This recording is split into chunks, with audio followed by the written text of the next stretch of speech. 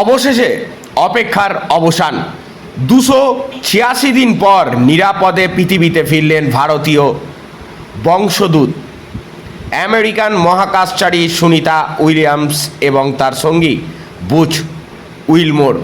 বুধবার ভোর 3:27 নাগাদ ভারতীয় সময় তাদের নিয়ে ইলন মাস্কের সংস্থা স্পেস এক্সপ্রেস মহাকাশযান ফ্লোরিডার সমুদ্রে অবতরণ করেছে।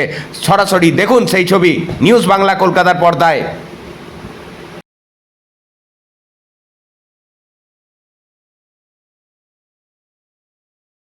নিরাপদে পৃথিবীতে ফিরলেন ভারতীয় বংশোদ্ভূত আমেরিকান মহাকাশচারী সুনিতা উইলিয়ামস এবং তার সঙ্গী বুচ উইলমোর। বুধবার ভোর 3:27 নাগাদ ভারতীয় সময় তাদের নিয়ে ইলন মাস্কের সংস্থা স্পেস এক্সপ্রেস মহাকাশযানের ফ্লোরিডার সমুদ্রে অবতরণ করেছে।